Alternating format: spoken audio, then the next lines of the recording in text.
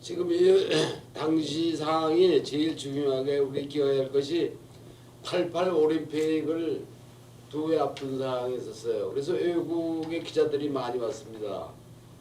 그래서 뭐 나는 그 운동에 최일선에서 입장은 아니지만은 88 올림픽을 전 뭐 올림픽에 별 관심이 없지만은 최대한 활용을 해서 전두환 정권의 그야말로 압정을 전 세계에 알려야 한다.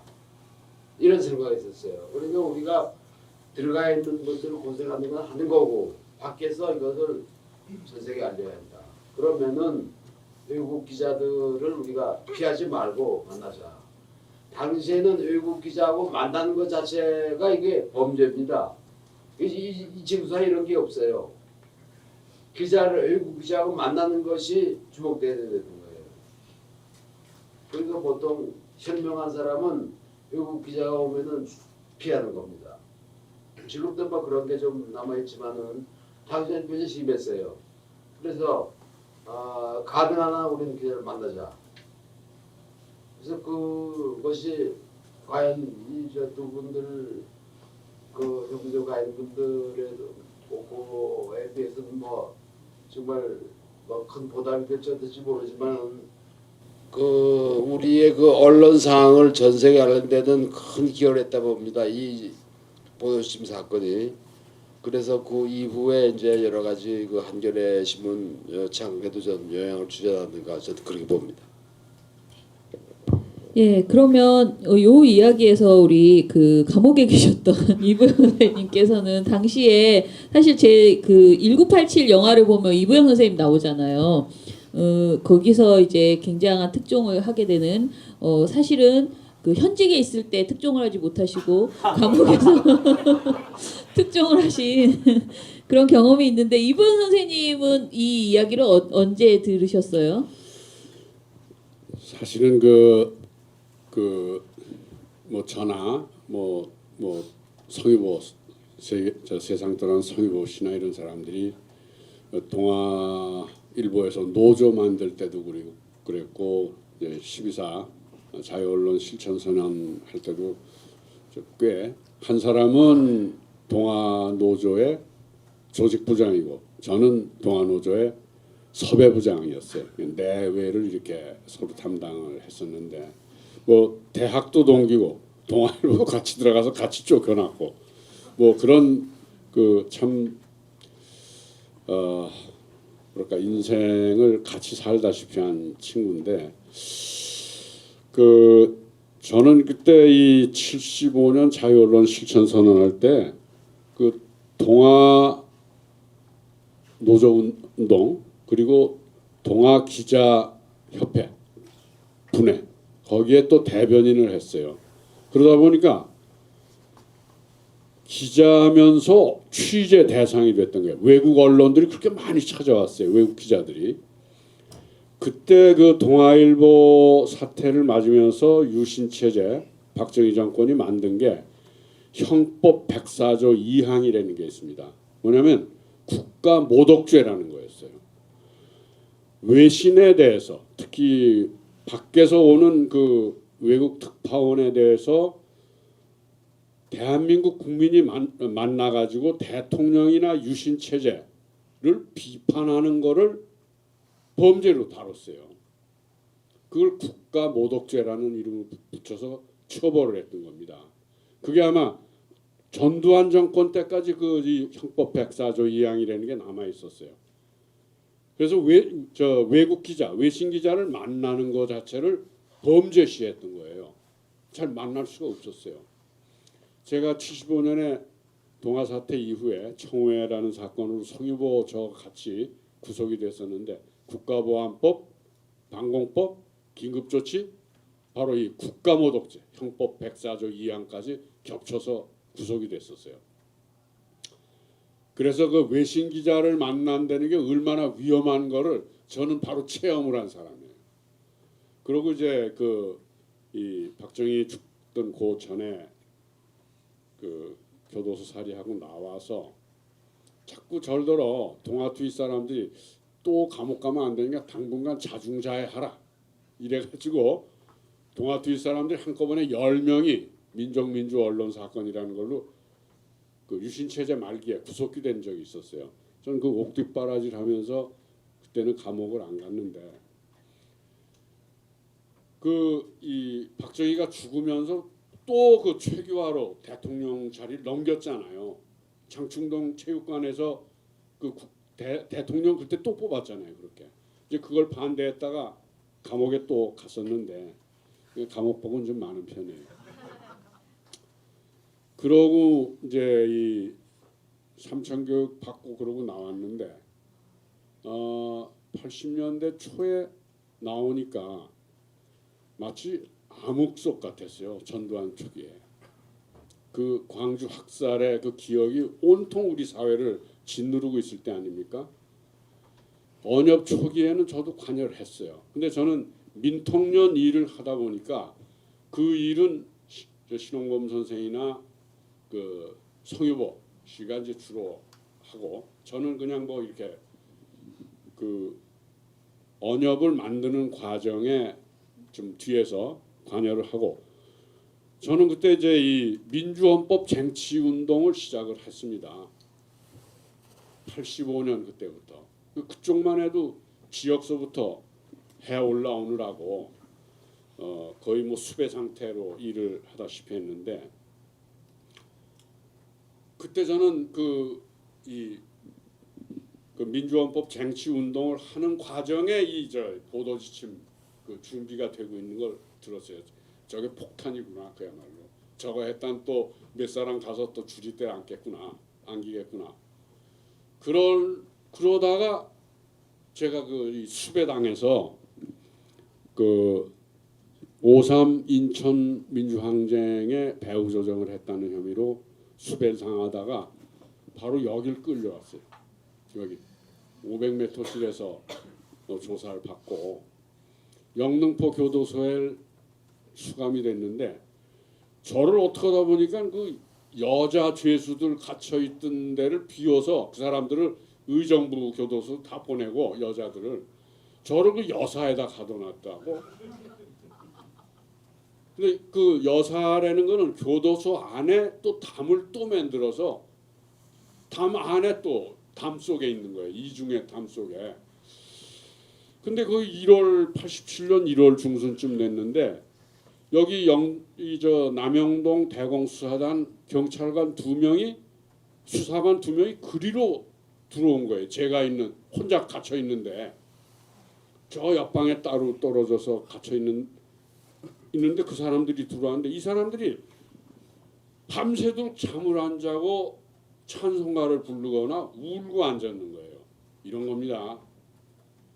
남을 매일 고문하고 뭐 해서 교도소 보내던 사람들이 직접 교도소를 들어오면 그 견디겠어요? 그런데 며칠 있더니 그 영등포 교도소 보안계장하는 안유라는 사람이 있는데 이 사람은 내가 하도 70년대부터 자주 들락달락 해가지고 들어가면 나 있는데 와서 형이랬어. 형 또 왔어? 그리고 바깥 소식 알려주고 또 백교환 선생이나 김지아 이런 사람들 특별히 그 사람이 돌봐줬어요. 서울구치소에서. 그 교도소 안에서요 유담보라는 게 있어요. 뜨거운 물 쇠통에다가 뜨거운 물을 담아서 그걸 담요로 둘둘 말아서 이 교도소 그 주는 그 참 별로 부실한 그 침구 그 속에다 넣고 자면 이게 막 뜨거워서 아주 얼마나 보온이 잘 되는지 몰라. 영하 15도 14도 되는 속에서도 그렇게 김지아 시인이나 백기환 선생을 뒤에서 돌봐주던 사람이에요. 그 사람이. 이 사람이 영등포 교도소에 와 있었어요. 진급을 해서 보도계장인데 하루는 저를 불러내더니 형 이거 큰일 났어. 나라 망하겠어 그러더라고. 이건 무슨 소리야 그랬더니 아니 사람을 고문해서 죽였으면 잘못했다고 얘기를 하고 시정을 됐는데 그거보다 별로 중요하진 않은 2놈만 구속하고 진범 셋은 따로 있다는 거예요. 그 얘기를 나한테 하더라고. 아니 국가 수사기관에서 이렇게 조작을 하고 속이고 그럼 이 나라 망하는 거 아니냐고. 그 펄펄 뛰더라고. 큰일 난 거 아니에요 이거. 박종철 고문한 진범이 따로 있다는 거예요. 제가 가만히 생각하다 여보게 자네 내가 안 들은 걸로 할게. 안 들은 걸로. 그리고 나하고 면담 기록은 다 없애버려. 이 사람 얼굴이 노래지더라고. 내가 어떻게 할 줄 아니까. 그러고 내 안심을 시킨 다음에 제가 그때 이제 비둘기를 날리기 시작했어요. 그래서 바로 아까 얘기한 김정남 이 매제 우린 대학 친구들이고 대학 때도 데모 같이 한 성유보랑 다 같이 이분까지 다 같이. 그래서 바깥으로 그걸 알리면서 이것도 역시 보도지침 못지않은 폭탄이라고 생각했어요. 네? 한 3차례 그 편지를 우여곡절 끝에 그때 이 김정남도 저를 숨겨주고 장기표를 숨겨줬다는 것 때문에 도망 다닐 때였어요. 이 집에 가서 숨어 있어요. 고영구 변호사 집에 가서 숨어 있고 이럴 때인데 어렵게 전달이 돼서 87년 5.18 7주년 명동성당 미사에서 그걸 밝혔어요. 그게 박종철 고문 치사 사건 조작 사건의 그걸 사실 알려서 그게 6월 항쟁으로 이렇게 발전을 한 건데 저는 그래요.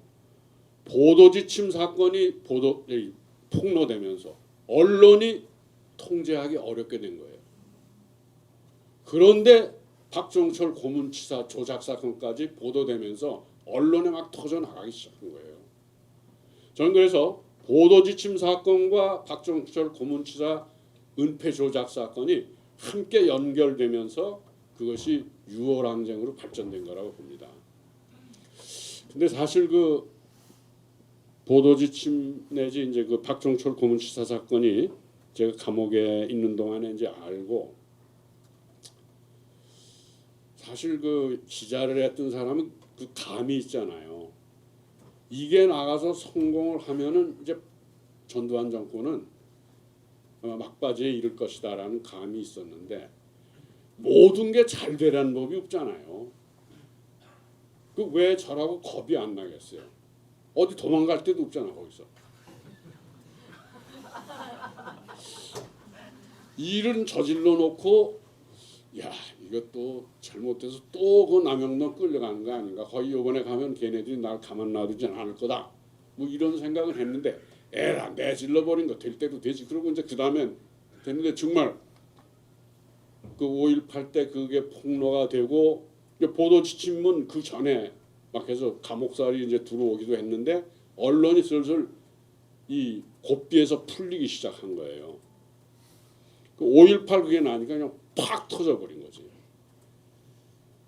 언론 통제가 무너져 버린 거예요. 그 다음에 완전히 그 6월 항쟁, 6월 민주헌법 쟁취운동이 있는데 그걸 뒤에서 틀어잡고 있었던 게 성유보예요. 민주헌법 쟁취 국민운동본부 사무처장을 맡고 있었어요. 그리고 그 뒤에는 김정남이 또 같이 그걸 밀어붙이고 그 김정남이 나중에 표현한 걸 보면은 이상하다.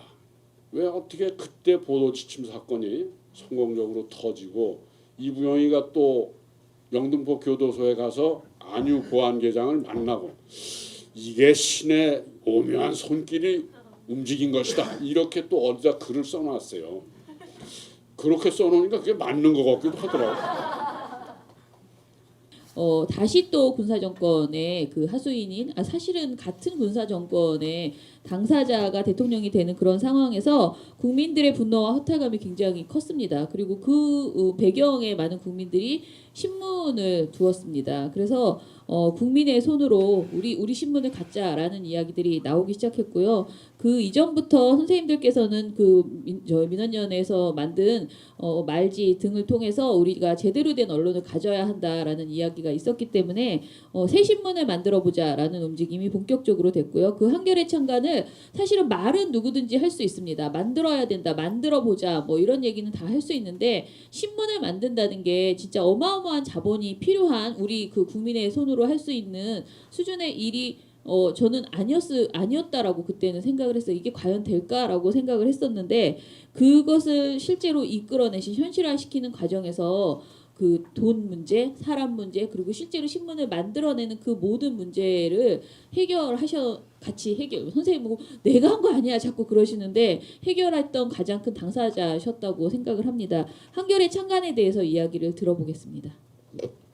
네, 근데 사실 제가 여기서 뭐 창간의 과정을 쭉 얘기하는 거는 이미 시간상 건 허용되지 않고 지금은 김원경 선생이 이거에서 반론지가 나겠어요. 한겨레 신문은 돈 많이 들어간다. 근데 그건 사실입니다. 신문사는 개인이 무슨 결심을 가지고 어떤 운동에 몰입하는 거하고 또 달라요. 물적인 그 기초가 없으면 안 되는 거죠. 그러나 돈만 가지고 되는 게 좋은 신문이 아니라고 봅니다. 지금 누가 한 1조 원을 내서 한겨레 신문사 같은 걸 만들겠다. 진보적인 신문을 쉽지 않습니다. 좋은 설비 또 좋은 기자들을 많이 불러 올 수 있을지 몰라도 독자 30만 50만은 살 수 없습니다. 돈으로. 그래서 이 한국 신문사에서 한겨레 신문은 이게 뭐 제가 자화자설교를 하게 됐는데 여러분들 양해해 주십시오. 전 세계 유례가 없습니다. 그러나 이 한겨레 신문이라는 것이 그 한겨레 신문 창간에 참여했던 사람들만의 것이냐? 절대로 아닙니다. 한겨레 신문은 한국 현대사의 전사가 없으면 안 되는 거예요. 지금 우리가 2시간 동안 얘기한 동아 자유언론 실천선언 또 보도지심 사건 뭐 여러 가지 사건이 있죠. 학생운동 박정철 지심 사건 또 노동운동 또 광주의 말하자면 구사독재 반구사독재 투쟁 이런 것의 총화가 한겨레 신문입니다. 이런 역사를 돈으로 못 삽니다. 돈으로 역사를 만든 법은 없어요. 인류사상을 볼 때. 이거는 우리가 좋든 싫든 지난 100년, 70년 혹은 50년, 30수년 동안 쌓아온 결실이 바로 한겨레 신문이라고 생각을 합니다. 물론 지금 한겨레 신문이 그 결실로 만족할 만하냐는 것은 단언할 수 없어요. 불만이 많으실 줄 압니다. 그러나 한겨레 신문이 그 탄생한 것은 그렇게 우연의 산물이 아니다 이렇게 생각합니다.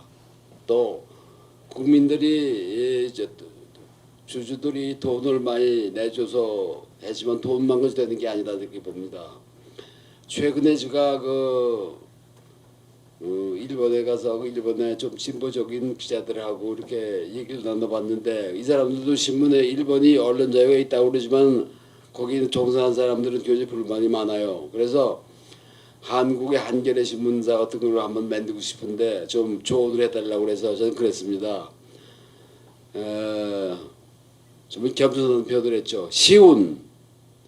당신네들이 시운이 없으면은 한겨레 신문사 같은 거 못 만든다. 그 시운이라는 것은 전사, 앞전자 전사. 그게 없으면 안 되는 겁니다. 여러분들이 아무리 훌륭한 뜻을 가지고 있다 하더라도 읽어줘야지 않느냐는 거죠. 30만 50만 원을 돈으로 어떻게 삽니까? 그래서 이건 결국 국민들이 만든 거다 저렇게 생각을 합니다. 지난 30년 50년 쌓아온 고생하신 결실로 나왔다 이렇게 봅니다. 근데 물론 그 과정에서 해석 언론인들이 온 또 잠깐 입에 쭉 참여했던 여러분들이 고생이 많았죠. 근데 이건 몇 사람이 결국 그 노력한 결과는 아니다 하는 걸 정말 재산 말씀드리고 싶습니다. 근데 그 과정에서 이제부터 좀 자랑을 좀 하겠습니다. 한겨레 신문이 그렇게 진보적인 그런 논조를 유지하는 거 이것만 자랑을 할 거냐 근데 그렇게 보질 않습니다. 여기 여성들이 여러 번 와 있는데 한국 신문사상에서 여성 편집국장이 나온 건 한겨레신문 처음입니다. 여러분 그거 모르시죠? 그 제가 신문 기자를 시작한 게 1961년인데 그때는 신문사에 여성 기자가 한 두 명 내지 셋. 근데 꼭 문화부에 있어요. 그래서 그런 여기자를 뭐라고 그러냐면은 꽃꽂이 여기자라고 그럽니다. 기사 쓰는 기자가 아니에요. 그냥 이렇게 모양으로 앉아 있대. 심하게 모양으로 앉아 있는 거죠. 근데 이것은 우리만 그랬던 게 아니고 일본이 그랬어요. 일본 한국이 아주 안 좋고 일본에서 많이 배웁니다. 뭐 따져보자면 일본도 좋은 점도 몇 가지 있겠다고 보는데 어떻게 일본에 나쁜 점만 골라오지 모르겠어요. 일본 말로 꽃꽂이라는 표현을 씁니다. 그런 여기자들을. 그래서 저희들이 한겨레 신문사 만들 때는 제일 중요한 게 성차별 두지 말자. 남녀 기자의 월급에 차이도 뻔된다. 여기자들이 못할 일이 없는 거다. 그러니까 정치부에도 갈 수 있고 경제부에도 갈 수 있고 사회부 있어도 갈 수 있고 그것이 막 저희들이 실천했다고 봅니다. 그 또 하나 재밌는 것은 여기자들의 그 후생면에서 우리가 차별도 받는다. 말하자면 남자 기자의 경우에 자기 아버지 어머니 돌아가시면 이제 이게 특별한 그 휴가 주고 그러는데 그러면 장인 장모는 어떻게 할 거냐 하는 겁니다. 여기자의 경우에 시부모 모시고 있는 시부모는 대접을 해주는데 그럼 남자 기자의 장인 장모상은 어떻게 할 거냐 똑같이 해줘야 한다는 겁니다. 이것도 한국 이건 정말 직장사상 처음 있는 거예요. 여러분들이 이걸 좀 기억해 주셔야 합니다.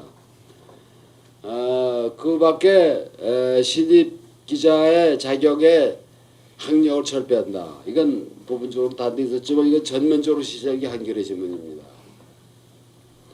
뭐 한일주만 또 하나는 단일 호봉제. 호봉에 무슨 뭐 공장에 인쇄공, 운전직, 기자직, 사무직 차별 두지 말자. 이거 실천하고 있습니다. 물론 그게 부작용도 많이 있다고 그래요. 근데 저는 여하튼 이것을 바로 실천을 했습니다. 그것은 우리가 국민이 돈을 내준 돈을 가지고 신문기자 중심으로만 하면 안 된다. 그래서 그 실천을 했습니다. 이제 그러다 보니까 뭐 여러 가지 그 잘못된 점도 있어요. 잘못된 점이 하나는 주권을 발행하지 않았습니다. 이게 주식회사는 제일 중요한 게 주권을 발행했는데 주권을 발행하지 않은 것은 뭐 여러 가지 이유가 있겠지만은 혹시 이 회사를 누가 걷어 채기 위해서 주권을 사 먹을까봐 주권을 발행하지 않았습니다.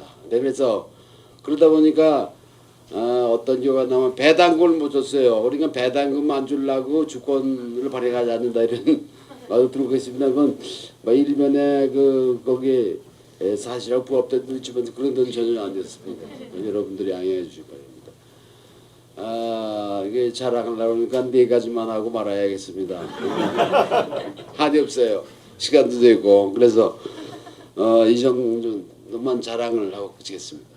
사실 그 한겨레 생각을 하면 요즘 최근에 민주시민의 질타가 굉장히 많았기 때문에 여러분들이 굉장히 많은 이야기를 하시고 싶을 거예요. 저는 강의할 때 어디 강연 나가면서 그런 얘기를 하는데 한겨레 신문에 대해서 제가 유난히 굉장한 애정을 가지고 있고 그 이유가 우리 언협에 많은 어르신들이 만든 신문이기 때문에 물론 그 신문을 만드는 데 있어서 국민 모두가 같이 했지만은 언협이 굉장히 열심히 했기 때문에 형제같이 생각을 하고 있고요. 그래서 한겨레가 조금이라도 부실하게 뭔가 문제가 발생하면은 마치 우리의 일처럼 생각하고 다시 그냥 비판만 하고 돌아서는 게 아니고 한겨레를 어떻게 하면은 다시 애초에 창간 정신을 살려서 정말 민족 민주 그 평화를 이야기하는 그런 신문으로 본질에 맞는 신문으로 지금도 잘하고 사실은 있지만 그런 부분에서 부족한 점들을 계속 우리가 고쳐나가고 견인하는 역할을 우리 국민들이 해야겠다라는 생각을 늘 하고 있습니다. 사실 이 자리에 계신 선생님들 모두가 한겨레하고 인연이 있으시고 더 해주실 얘기가 있지만 시간을 마무리를 해야지 되기 때문에 제가 마지막으로 한국 언론의 현실에 대한 진단 그리고 지금 상황에서 더 해주고 싶은 이야기가 있으신지에 대해서 두 분 이부영 선생님은 아까 좀 길게 하셨기 때문에 일단은 신원보 선생님과 그 김주현 선생님 말씀을 좀 들어보겠습니다. 예, 후배들에게 하고 싶은 이야기 또는 시민들께 언론운동에 대한 제안을 해주시거나 이런 말씀 해주시면 되겠습니다. 지금의 한국 언론은 제가 보기에는 해방 이후 가장 타락한 언론인 것 같습니다. 이거는 군사정권 때는 군사정권이 언론을 탄압했기 때문에 신문을 그렇게밖에 만들 수 없었다. 그쪽에 핑계를 댈 수 있었지만은 지금은 그럴 수도 없어요. 세상에 아마 단군 이래 언론 자유를 이렇게 누려본 시대가 없었을 거예요. 근데 신문은 정반대거든요. 이렇게 한국 언론이 타락하고 혼란을 조장하고 이런 적이 없습니다. 제가 볼 때. 그래서 지금 우리나라가 미래를 발전하려면 우리나라가 정상적으로 나라를 바로 세울 수 있으려면 저는 언론을 바로 세우는 게 가장 큰 과제라고 생각합니다. 언론이 지금 우리의 전진을 가로막는 가장 큰 장애물이라고 보고 있어요. 그 중에 대표적인 신문이 조선일보입니다.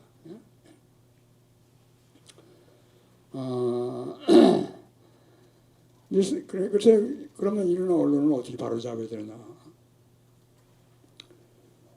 첫째는 언론에 몸담고 언론을 제작하는 사람들이 정말 스스로를 반성하고 그래서 자기를 바로잡아서 언론을 바로잡는 거가 그게 정도겠지요. 근데 지금은 그걸 기대할 수가 없어요. 지금 언론사에 기다리려는 사람은 언론인이 아니고 언론사의 종업원입니다. 종업원. 전 요즘 이영희 선생의 그런 옛날 그 저작들을 보면서 이영희 선생은 정말 자기 모든 걸고 정말 나라와 이런 온몸을 바쳐서 한 그런 기자였어요. 근데 요즘 언론사에 근무하고 있는 기자들 보면 종업원이에요, 종업원. 이거 기대하기 어렵고 그러면은 이 언론을 어떻게 바로잡아야 되나? 그러면 밖에서 시민들이 바로잡는 수밖에 없는 게 아니라는 그런 결론을 이르게 됩니다. 우리는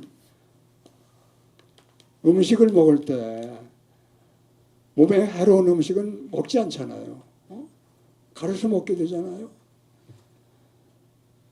그래서 영어에 아주 재미있는 표현이 있더라고요. 유와 원유 이트라고. 당신이 뭘 먹는가에 따라서 당신 건강이 결정된다는 말이거든요. 근데 언론은 우리 정신이 먹는 음식이거든요. 근데 왜 음식은 가려서 해로운 음식은 안 먹으면서 왜 해로운 언론은 왜 깊이를 겁을 안 하냐고요. 그 조선일보가 대표되는 그 보수 언론들 보면은 밥상을 왜냐하면 언론의 역사가 길기 때문에 밥상을 잘 차립니다. 이런 반찬도 먹고 저런 반찬도 먹고 밥상을 그렇게 잘 차리는데 그 음식마다 모두 독이 들어가 있는 거예요. 독을 먹고 있는 겁니다. 우리가 정신적으로. 그러니까 국민들이 이런 거짓된 언론, 사악한 언론을 이걸 거부를 해야 되거든요. 그러려면 첫째 언론을 바로 보고 가짜 뉴스 섞지 말고 그래서 그런 가짜 언론을 거부를 해야 되거든요. 신문 안 보기 운동을 해야 됩니다. 이것이 어떤 시민의 힘으로 언론을 바로잡는 길이 아닌가 그런 생각을 하게 됩니다. 그래서 저는 그런 생각을 해봤어요. 그래서 국민들이 어떻게 하면 언론을 바로 보게 만들 수 있을까? 가짜 언론을 알아보게 할 수 있을까? 그런 국민운동을 한번 해보는 게 어떨까? 좀 국민적인 차원에서 언론 바로 보기 운동을 해보는 게 어떨까? 그런 생각을 해봤어요. 근데 그러면서도 동시에 조선일보 조선일보로 대표되는 그런 극우 언론의 정체를 밝히는 운동을 같이 함께 해나가야 되겠죠. 저는 그래서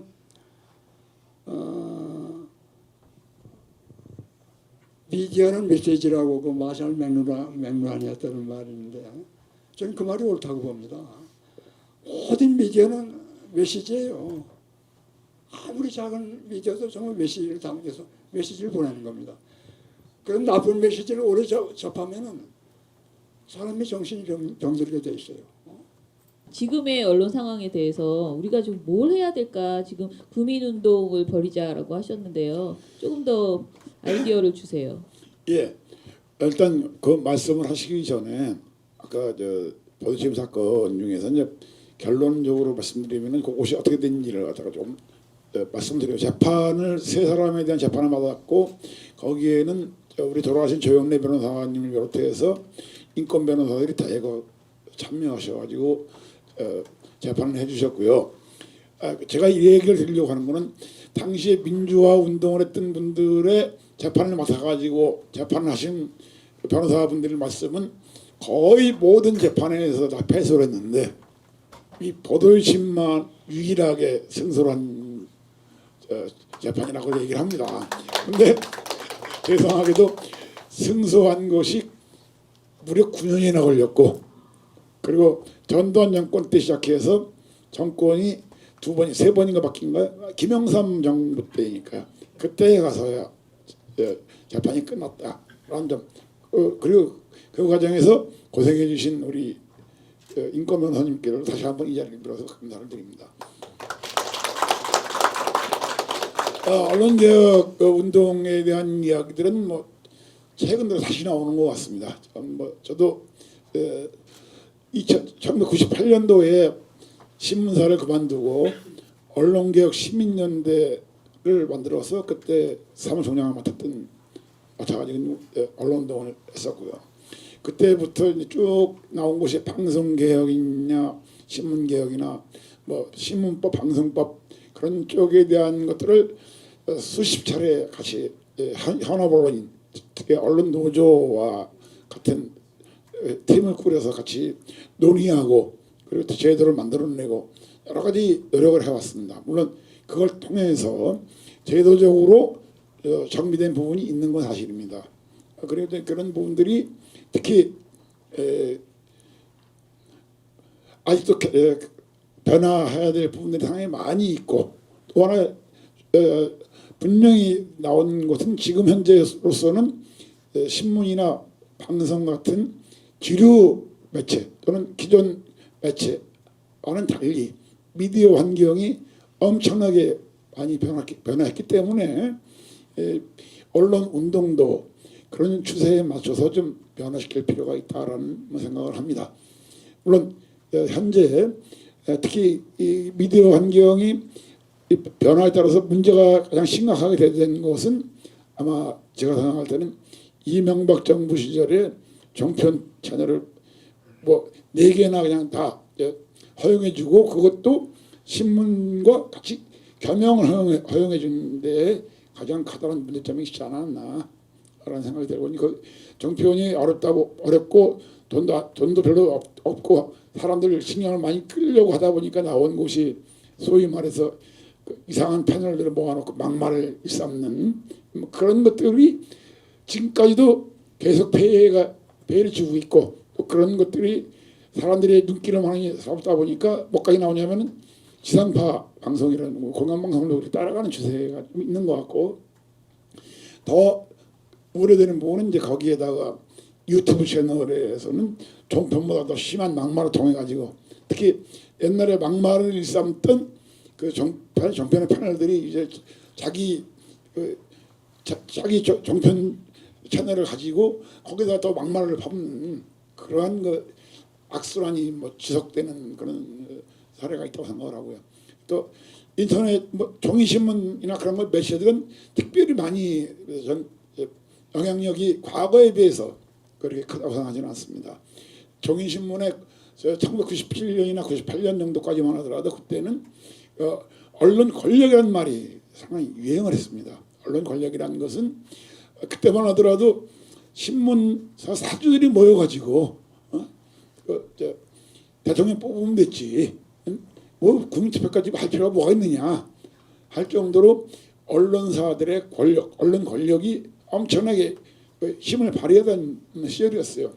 근데 지금은 그 솔직히 말해서 신문 집에서 이렇게 보시는 분들이나 영향력 많이 떨어지고 있죠. 거의 대부분이 더 인터넷을 통해서 보고 있고, 뭐 그런 여러 가지 미디어 환경 변화나 또는 아까 말씀하신 대로 주류 매체에 영향이 떨어지는 부분들, 또 신흥 매체로 해서 나오는 인터넷이나 유튜브 같은 걸 어떻게 규제할 것인가의 문제, 뭐 그런 것들을 제도적인 차원에서 마련할 필요도 있고요. 또 하나가 신문 중에서도 신문이 완전히 없어지지는 않을 겁니다. 신문 중에서도 이제 양극화가 너무 심화가 되고 있잖아요.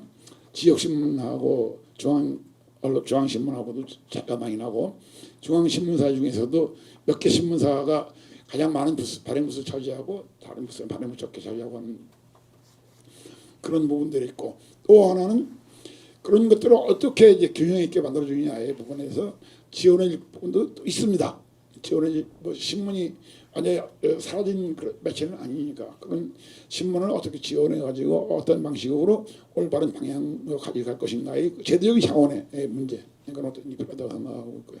그걸 여기서 구체적으로 설명하기에는 좀 어려운 부분이 있지만, 그런 걸 만들기 위해서는 언론 노조에서 뭐 얘기하고 있는 사회적 합의 기구를 통한 대토론회나 합의 기구를 만들어서 거기에서 논의해 볼 수 있는 그런 방안이 있다고 생각을 합니다. 그렇지만 이제 그거는 하나의 언론 내부에서의 문제라면은 아까 우리 신홍문 선생님께서 말씀하신 것처럼 언론이 가지고 보내주는 메시지 자체에는 너무 다양한, 좋은 측면에서 보면 다양했다고 얘기했었지만 확인되지 않은 가짜 뉴스나 그런 것들이 문제가 상당히 많이 되는 경우가 있습니다. 또 문제가 많고요. 그런데 그 가짜 뉴스를 정부 차원에서 하면은 역풍이 불어 닥칠 수밖에 없어요. 그러자면 그 언론 통제를 한다는 식으로. 그렇다면 어떻게 할 것이냐. 결국은 시민의 힘으로 그걸 바꾸기 위해 노력을 해야 되는데, 지금 최근 보면은 뭐 NCK를 중심으로 한 가짜뉴스 팩트체크 뭐 그런 것도 있고, 또 민원연을 중심으로 해서 지금까지 많은 종편 방송이나 신문을 모니터를 통한 그 지적 같은 것들도 필요하고, 뭐 그리고 또 일부 팟캐스트나 그런 것들을 보니까 최근에는 아예 그 쓴 기자를 실명을 내놓고 비난하는 뭐 그런 것까지도 등장을 하고 있는데, 제가 생각할 때는 어떤 의미에서는 우리가 이 신문의 메시지, 신문에 보도되는 가짜 뉴스를 식별하는 것 외에도 신문이 어떤 그 왜곡을 저지르느냐의 문제에 대해서 일반 국민들을 대상으로는 이것이 이렇기 때문에 올바르지 못하다는 메시지를 인터넷 매체, 우리도 이제는 시민도 미디어를 가지고 그 미디어를 통해서 영향을 미칠 수 있는 부분이 많이 있다고 생각을 합니다. 뭐 그런 부분들은 단순히 민원연 독자적으로 한다는 것이 아니라 시민사회가 연합을 해서 시민사회 홈페이지, 팟캐스트 그런 쪽에도 그거와 관련된 언론의 잘못된 보도로 인한 피해나 잘못된 보도에 대해서 각 시민단체 진영에서 자기 분야에 대한 것들을 꼭 지적할 수 있는 그런 코너를 만들어서 종합적으로 운영해 보면 어떨까? 뭐 그런 생각되고 단순히 그것이 국민들에 대해서는 이 보도 자체가 나온 분이 있으면 이 보도를 잘못했다는 이야기를 전달해 줄 수 있는 매체의 영향도 있지만 또 하나 할 수 있는 부분은 우리도 환경 단체도 있고 뭐 여러 가지 단체들이 많지 않습니까? 환경 단체, 무슨 경제 단체, 경실련 같은 단체들 그쪽에서도 잘못된 보도로 인한 피해 단체뿐이 아니라 자기가 맡고 있는 분야에 대한 잘못된 보도들이 많이 있을 거 아닙니까? 그런 많이 있는 언론에 대한 그 반론이나 또는 그것이 어떻게 해서 잘못됐다고 하느냐의 문제를 제기할 수 있는 코너를 독자적으로 만들고 그거를 또 종합적으로 해낼 수 있는 그런 기구 말하자면 그것이 시민사회 단체가 할 수 있는 하나의 그 방법이 아닌가 생각이 들고 아까 말씀하셨던 또 하나의 중심이 독자들한테 어떻게 전달해 줄 것인가 이 문제는 좀 더 지금 현재 방송통신위원회에서 좀 하고 있는 일부 하고 있는 부분인데 그 너무 미약하거든요. 미디어 리터러시에 대한 부분인데 미디어를 정확하게 이해하고 그 신문이나 방송이나 인터넷에 보도된 내용들이 절대로 그거는 사실과 부합되지 않거나 개인 주관적인 것이라는 것들 그리고 서로 다른 하나의 사건을 보는 서로 다른 관점이 있는데 그 관점이 어떻다는 그런 말하는 미디어에 대한 미디어를 통해 보도된 내용들을 제대로 이해할 수 있도록 초등학교나 때부터 중학교 때부터 중학교 이후로 계속 가르칠 수 있는 것들이 매우 중요한 과제로 등장하지 않았나 저는 그렇게 생각을 해봅니다. 예. 자, 저희가 진짜 마무리를 해야 되는데 제가 이부영 선생님께 조선동화 백년청산 시민행동에 대해서 꼭 이야기를 해달라고 말씀드렸어요. 아까 처음에 자유언론 실천재단 이야기, 아니, 자유언론 실천선언 이야기하시면서 마지막에 잠깐 말씀해 주시긴 했지만 저희는 지금 이 사업이 굉장히 중요한 사업이라고 생각하거든요. 내년에 100년을 자신들이 이제 찬양하면서 뭐 지금 여러 이야기들 속에서 이제 레거시 미디어가 이미 약해졌고 뉴미디어들의 힘이 이제 크기 때문에 이들이 언론 권력으로서의 권력이 굉장히 약해진 것 아니냐라는 이야기도 하시지만 저는 또 한편으로는 그 뉴미디어 속에서도 이들의 주장은 계속 보수 유튜버들을 통해서 돌고 있고 이들의 이 국민에게 주는 폐악질 이것의 심각성은 여전히 더 커지고 있다라고 생각을 합니다. 그래서 마지막으로 이병 선생님께서 자유언론 저희 그 백년청산 시민행동 홍보를 좀 해주시기 바랍니다. 예. 일가를 좀 해주세요. 예. 아유 이걸 절더러 정리를 해서 뭐 이야기를 하라니까 벼랑간 어깨가 무거워져서 축 처지네요. 지난 그 12.4 자유언론 실천선언 45주년 그것을 어떻게 맞을까?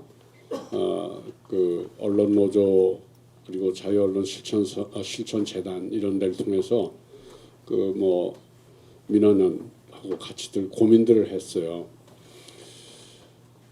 다른 게 아니고 우리 사회의 독처럼 지금 그 기능을 하고 있는 조선동아 그 두 거대 언론이 내년에 100주년을 맞이합니다.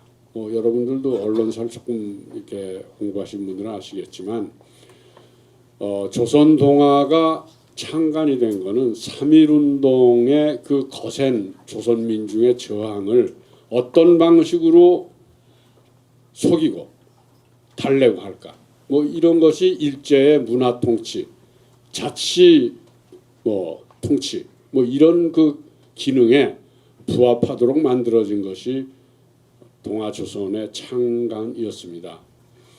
그 창간을 마치 뭐 조선의 독립을 가져오기 위해서 그 신문들이 나타난 것이냐 그리고 정말 친일이 아니라 독립운동을 한 것이냐 치장을 해온 게 동아조선이었어. 또 이승만이나 박정희, 전두환 독재에 대해서 결정적일 땐 부역을 했던 게 조선동아였단 말이에요. 바로 저희 같은 사람들이 조선동아에서 대거 그렇게 목이 잘린 게 박정희나 전두환 쪽에 부역을 했기 때문에 그런 거예요. 그런데 그걸 또 역사가 오래 지나갔다고 또 그냥 뭉개버리고 국민들을 속이고 있는 게 또 조선동아의 그 진면목이라 이 말씀이에요. 그래서 저희들이 이렇게 나이도 먹고 뭐 몸도 쇠약해지고 머리도 허옇게 지었지만 저희들이 마지막 할 수 있는 일이 무엇이냐?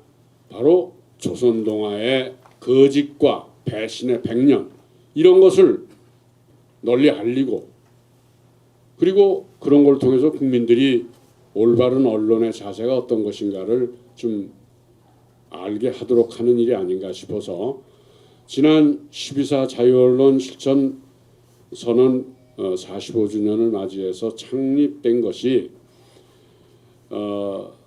조선동아 거짓과 배신의 100년 청산 시민행동이란 단체가 전 언론단체들이 모여서 구성이 됐습니다.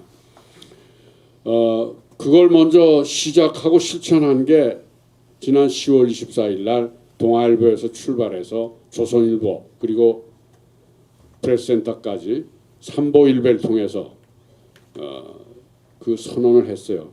그 선언은 우리가 잘나서 한 게 아니라 우리가 그동안 노력을 했음에도 불구하고 조선동아의 그 거짓 이런 걸 극복을 못한 걸 우리 스스로 참회한다. 우리 스스로에게 채찍질을 한다. 이런 뜻으로 삼보일배를 했습니다. 그래서 내년 그 조선동아의 100주년을 그들이 거짓으로 자축하는 걸 꼭 막아야 되겠다. 폭로해야 되겠다. 뭐 그런 걸로 이제 지금 작업들을 뒤에서 하고 있습니다. 그들의 100년의 역사를 축약을 해서 국민들에게 알리고 또 참여하게 해서 뭐 전시회도 하고 또 뭐 여러 가지 그 행사들을 지금 준비를 하고 있습니다.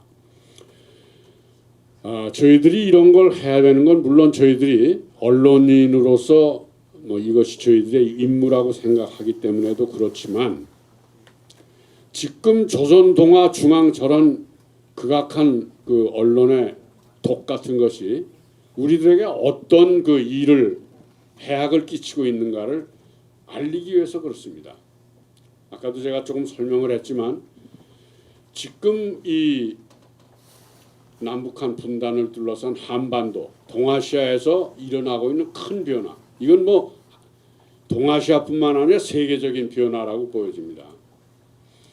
여기서 일어나고 있는 그 지정학적 큰 변화 때문에 여러 가지 소리들이 들려오고 있잖아요. 뭐 작게는 지소미아 문제에서부터 그 방위비 분단을 과도하게 우리에게 떠넘기려는 것. 그리고 강대국일수록 자기들의 국익을 지키기 위해서 이 무역 보복이나 이런 걸 막 써먹고 있잖아요. WTO를 통해서 자유무역을 그 신장시킨다 그러면서 가장 그 역행하고 있는 나라들이 미국, 중국, 일본 이런 나라들 아니에요. 이것이 그 의미하는 거는 그들이 만들어 왔던 국제정치적 구조가 특히 동아시아에서 특히 분단된 한국에서 제일 예민하게 나타나고 있는 거란 말이에요.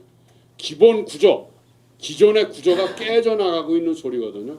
그 깨져나가는 소리를 듣고 불안해하고 아 이거 큰일 났구나 이러는 사람들일수록 그동안에 이 분단 구조 속에서 기득권을 누려왔던 사람들이라 이 말이에요.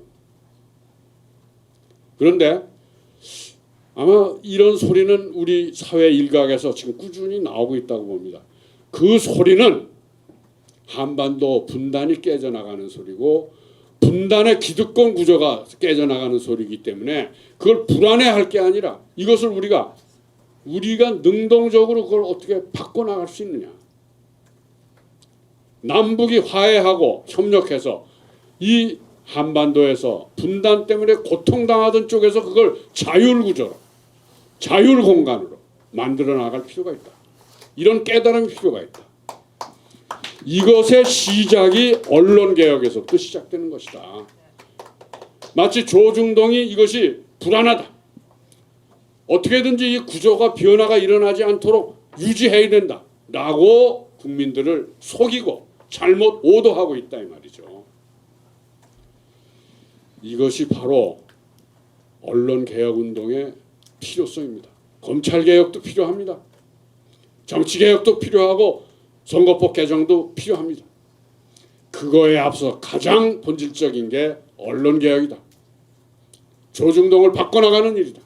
그들을 국민들에 대한 영향력에서 줄여나가는 일이다. 비록 저희들이 그렇게 힘이 크질 않아요. 그러나 75년에 저희들이 이렇게 희생을 당하면서 45년 동안 버텨온 힘은 이 언론이 그대로 계속되어서는 우리 미래가 없다라는 생각 때문에 그랬습니다. 뭐 감옥도 가고 고문도 당하고 징역도 살고 생활고도 겪고 이러면서 버텨낸 이유가 우리 사회에서 가장 중요한 것이 뭐 딴 것도 다 중요하지만 언론 개혁이 그만큼 중요하다. 이것 때문에 그랬고 그 일은 뭐 저희들이 그냥 뭐 이렇게 기싱기싱 늙어가면서도 지치지 않고 계속 해가는 이유입니다. 여러분들 같이 합시다. 고맙습니다.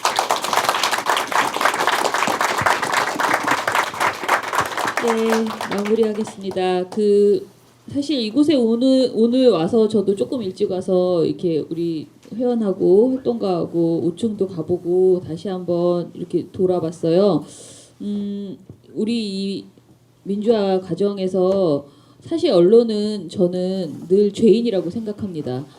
사실 박정희 정권과 전두환 정권 내내 언론이 협조하고 부역했기 때문에 그들의 정권이 유지될 수 있었다라고 생각을 하고요. 그렇게 늘 잘못하기만 하는 언론 속에서 이렇게 참 언론인들이 선생님들 같은 분들이 계셨기 때문에 그나마 우리가 숨을 쉬고 살아왔던 것 아닌가. 많은 민주 인사들이 민주화를 위해서 싸워 나가시는 그 과정에서 참 언론인들이 만약에 없었다면 그나마 이만큼의 우리 사회의 변화가 있었을까라는 생각이 듭니다. 거듭 선생님들께 존경을 표하고요. 오늘 이런 날을 우리가 사실 처음 가져봤잖아요. 근데 처음 가졌는데 시간이 너무 짧아서 한 이야기 정말 보도지침 하나만 가지고도 두세 시간 이야기할 수 있고 자유언론 실천선언도 그렇고요. 한겨레 창간도 그렇고 그런데 해보니까 참 좋은 것 같아요. 선생님들도 약간 말씀 안 하실 것 같으면서도 굉장히 잘하셨어요. 다들 너무 더 드리고 싶은 마음이 막 있었거든요. 그래서 또 한번 우리 해볼까요? 우리 자주 모여서 이런 시간을 좀 가졌으면 좋겠다. 저는 선생님들이 자꾸 힘이 없다고 하시는데 선생님들이 가장 힘이 세다고 생각합니다. 그리고 선생님들 힘을 세게 만드는 것이 또 우리의 할 일이라고 생각을 하고요. 선생님 한 분 한 분이 하시는 정말 온몸으로 실천하면서 살아왔던 선생님들의 말씀은 정말 무엇보다도 힘이 세다. 그래서 선생님들께서 이렇게 우리 언론을 개혁해야 한다라는 이야기를 해주시는 그 말씀을 우리가 잘 받아서 국민들에게 더 잘 전달할 수 있도록 그렇게 노력하겠습니다. 오늘 이 자리는 이거로 마무리하고요. 날씨가 추웠는데 다들 고생해 주셔서 감사합니다.